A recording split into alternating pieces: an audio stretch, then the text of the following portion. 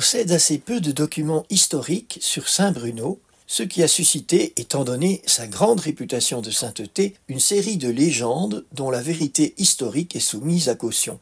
En même temps, comme on dit, on ne prête qu'aux riches. Bruno est né à Cologne, aux environs de 1030, dans une famille illustre de la ville, mais dont on ne connaît plus le nom.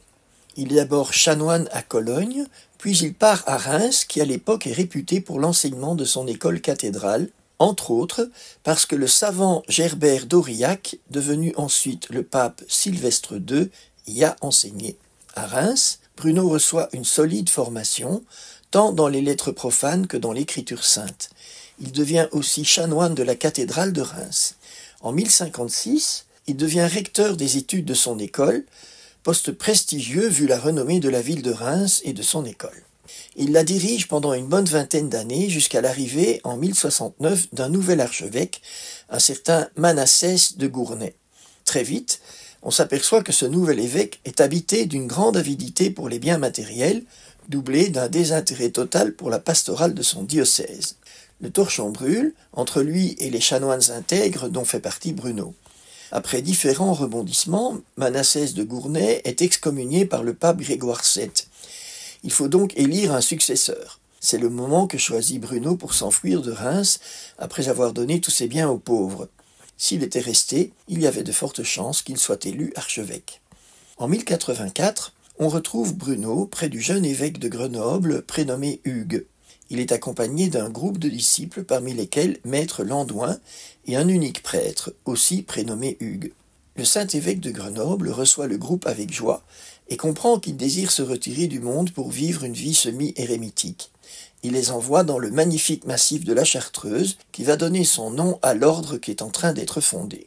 La petite histoire raconte que l'évêque Hugues aurait fait un rêve prémonitoire où 7 étoiles lui indiquaient le lieu où Dieu voulait se construire une demeure pour sa gloire dans la Chartreuse. Or, notre groupe compte justement 7 personnes.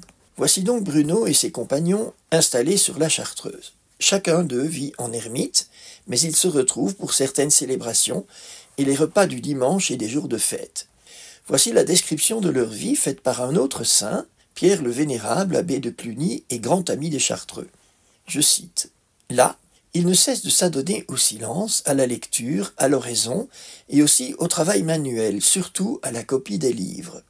C'est dans leur cellule qu'au signal donné par la cloche de l'église, ils s'acquittent d'une partie de la prière canoniale. Pour vêpres et matines, ils se rassemblent tous à l'église.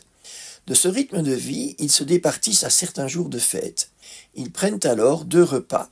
Ils chantent à l'église toutes les heures régulières et tous, sans exception, prennent leur repas au réfectoire. » Fin de citation. Bruno reste 6 années à la Chartreuse, puis il est appelé à Rome, en 1090 par le pape Urbain II qui a été son élève à Reims. Bruno obéit en laissant ses frères sous la responsabilité de Landouin. C'est un moment difficile pour la jeune communauté qui a bien failli éclater. Heureusement, Landouin parvient à rassembler de nouveau les frères. Bruno arrive à Rome, mais on se doute que l'atmosphère de la curie lui est assez insupportable. Il décide de quitter la curie et refuse le poste d'évêque de la ville de Reggio que le pape veut lui octroyer. Il s'enfuit en Calabre, à la recherche d'un lieu où il pourra recommencer sa vie semi-érémitique. Il trouve le lieu idéal à Torre, la tour, avec le soutien du comte Roger, prince normand de Calabre et de Sicile. Le nouvel ermitage reçoit le nom de Sainte-Marie de la Tour. C'est dans ce lieu qu'il va vivre jusqu'à sa mort. On possède 2 lettres de Bruno. L'une est adressée à son ami Raoul, prévôt du chapitre de Reims, c'est-à-dire chef de ce chapitre, dans laquelle il explique « J'habite un désert situé en Calabre et assez éloigné de tous côtés des habitations des hommes. J'y suis avec mes frères religieux, dont certains sont pleins de science. Ils montent une garde sainte et persévérante dans l'attente du retour de leur maître pour lui ouvrir dès qu'il frappera. » Fin de citation. Le fidèle Landouin, qui lui a succédé à la tête de la Chartreuse, vient le visiter à Sainte-Marie de la Tour.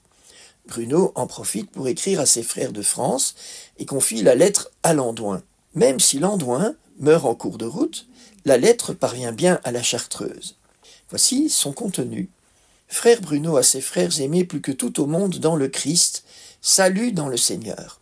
J'ai appris par les récits détaillés et si consolants de notre bienheureux frère Landouin, avec quelle inflexible rigueur vous suivez une observance sage et vraiment digne d'éloge. Il m'a parlé de votre saint amour, de votre zèle infatigable pour tout ce qui touche la pureté du cœur et la vertu.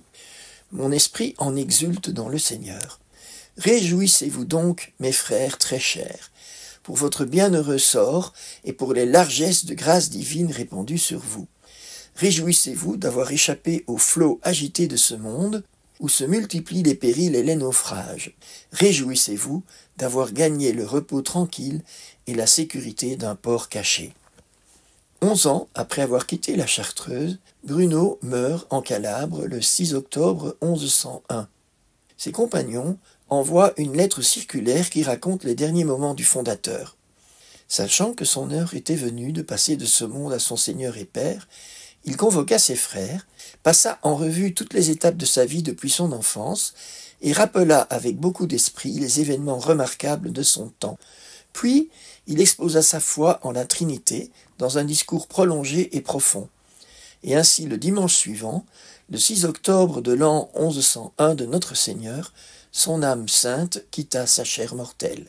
À sa mort, Bruno est déjà célèbre dans l'Église et sa sainteté est reconnue de tous. Mais les Chartreux ne font rien pour que cette sainteté soit officiellement reconnue par l'Église. Ce n'est qu'en 1514, 400 ans plus tard, lors d'un chapitre général, alors que les Chartreux sont au sommet de leur développement, avec 5600 religieux et religieuses, répartis en 198 monastères européens, que leur supérieur, dont François Dupuy, obtient qu'une démarche soit faite auprès du pape Léon X.